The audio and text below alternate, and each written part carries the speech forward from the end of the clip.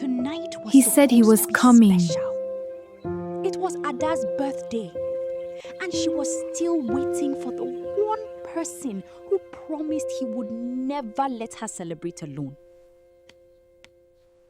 An hour passed. Come on, Tunde. Then another. Pick up. Still no sign of Tunde. Then finally, a message That's it? arrived. For 5 I just wanted years, one evening. Ada had stood beside Tunde through everything. Yet somehow, she always came last. I just wanted one evening. She gave him her time, her money, I believe in you, her Tunde. You can do loyalty, this. her heart. Busy men still make time for women But they love. not everyone I don't understand why you believed make Tunde excuses deserved for her. him. He's just busy. You don't understand. I understand love. This isn't it. Then one night, Ada discovered a truth she never saw coming.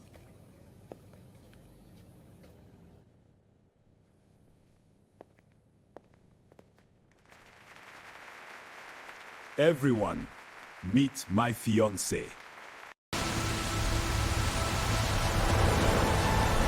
The man she loved broke her heart, but fate was already preparing someone she never expected. A man powerful enough to change her life forever. As Ada sat alone on her birthday that night, her mind drifted back to where everything began. 5 years earlier, she had met Tunde. Back then, he wasn't just the man she loved. He was the future she believed in. One day, I'll make it big. And I'll be right there beside you. As their relationship grew, life became difficult for Tunde. When he lost his job, Ada was the one who stood beside him. I don't know how I'll survive this. We'll survive it together. Months later, Tunde wanted to start a business. Once again, Ada stepped in. Without hesitation, she used her savings to support his dream. Take it. Ada, that's your savings. Your success is my success. But as Tunde's business began growing, something slowly started changing. The man who once called every day became harder to reach. You said you'd be here an hour ago. I'm busy. Something came up. One cancelled date became 2. 2 became 10. And before long, disappointment became normal. Maybe next time. Even then, Ada kept giving.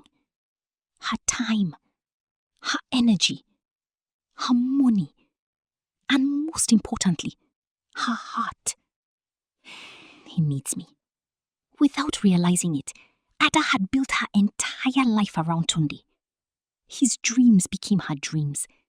His goals became her goals. And somewhere along the way, she forgot about herself. A few days after her birthday, Ada met her best friend Choma. And almost immediately, Choma noticed something was wrong. You look exhausted. I've just been stressed. For a moment, Choma remained silent. Then she finally said what nobody else had dared to say. Busy men still make time for women they love. The words stung. Not because they were cruel, but because they sounded true. You don't understand him. Maybe you don't understand him. After Chioma left, Ada remained seated. For the first time in years, she allowed herself to consider a painful possibility. Maybe she had been fighting for a relationship that no longer existed. 3 weeks later, Ada attended the opening of a luxury restaurant in Lagos. She expected an ordinary evening. Instead, she was about to discover the truth. As she looked around the room, her eyes suddenly landed on someone familiar. Tunde. But he wasn't alone. Tunde! Before Ada could approach him, Tunde stepped onto the stage. Moments later, he smiled at the crowd. Then he said the words that shattered her world. "Everyone, meet my fiancé."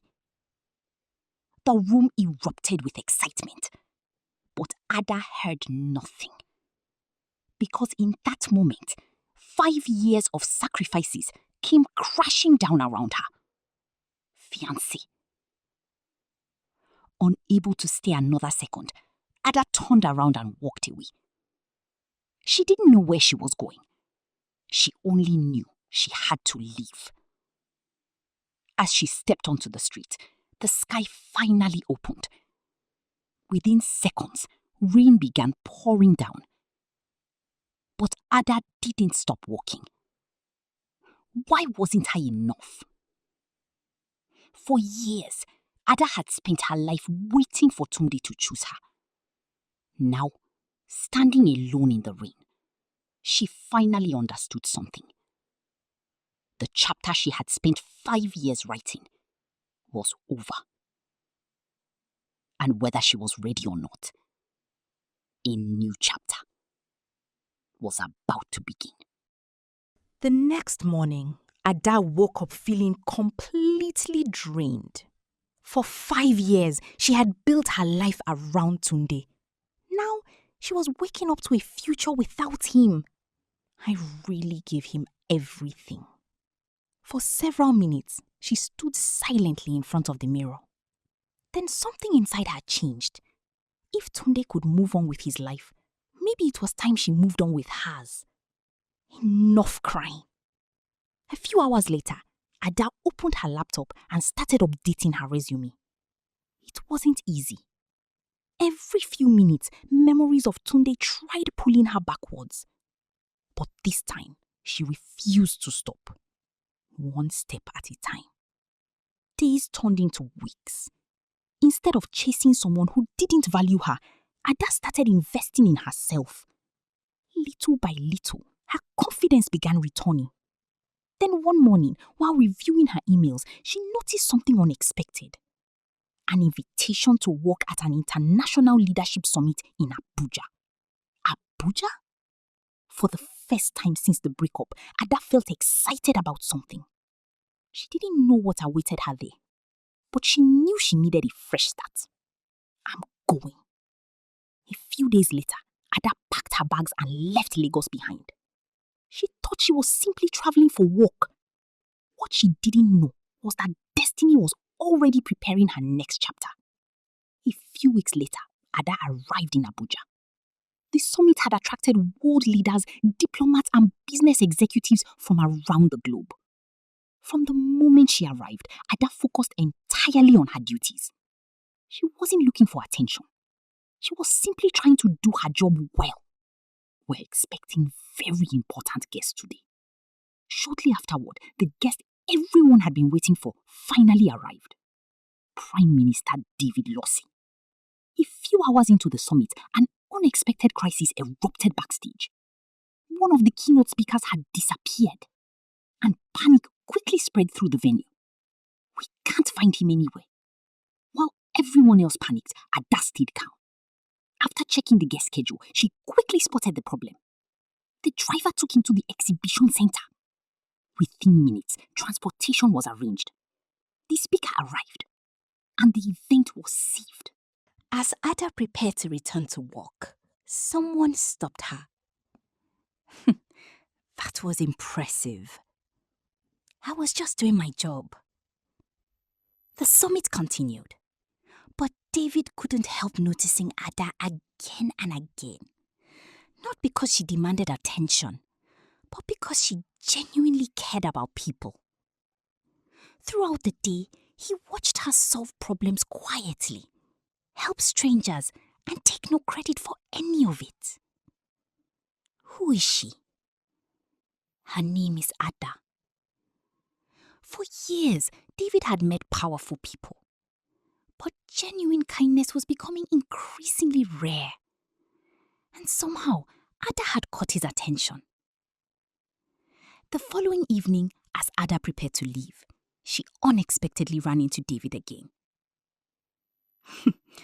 Looks like fate wants us to keep meeting. Or maybe Abuja isn't that big. What started as a brief conversation quickly turned into something deeper.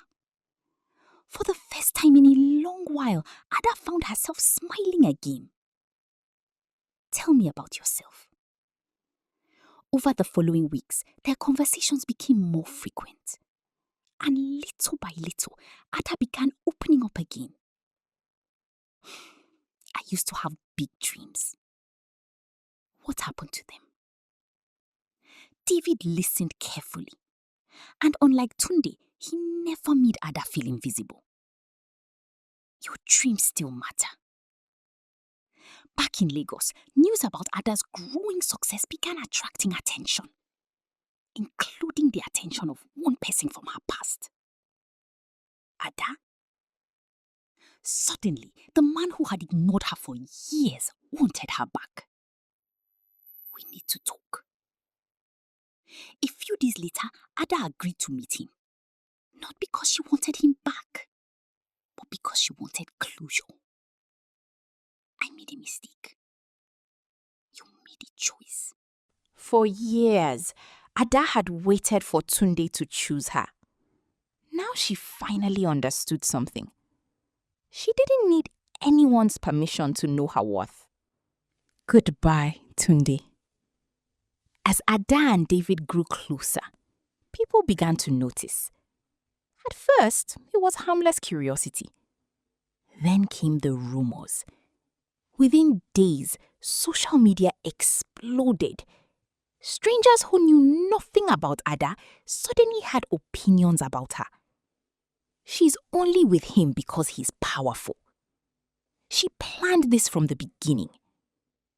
Ada tried ignoring the noise, but the accusations kept growing louder. They don't even know me. Meanwhile, David watched the attacks unfold from his office. And for the first time, he realized how much pressure Ada was carrying. This isn't fair to her. A few days later, Ada made a difficult decision. She asked David to meet her. After everything she had survived, Ada refused to become the reason someone else's reputation suffered.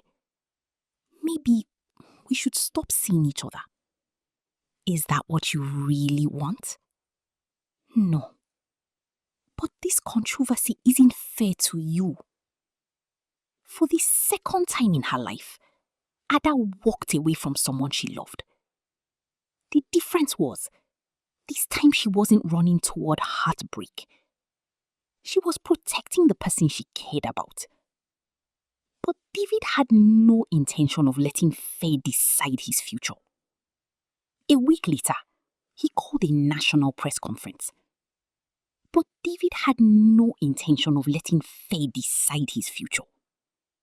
A week later, he called a national press conference. The room fell silent. Everyone expected politics. Instead, David spoke from the heart. Ada didn't enter my life because of power. She entered my life because of her kindness, because of her character, and because she reminds me every day what genuine love looks like. Watching from home, Ada could barely believe what she was hearing. For the first time in her life, someone was choosing her publicly. The following evening, David invited Ada to a private garden. She thought it was just another conversation. As they walked together, David stopped and looked directly into her eyes. David, you taught me that strength can be quiet, and that kindness is more powerful than influence. Ada, will you marry me? Ada, will you marry me? The woman who spent years begging to be chosen had finally found someone who chose her every single day. A few months later, the wedding the entire nation had been talking about finally arrived. It wasn't just a celebration of love. It was a celebration of everything Ada had survived. As Ada walked toward the altar, memories flashed through her mind. The tears, the heartbreak, the lonely nights, and the woman she used to be. David, you look beautiful. And you waited for me. For the first time in her life, Ada wasn't begging to be chosen. She was standing beside a man who had chosen her openly and proudly. Miles away, someone else was watching.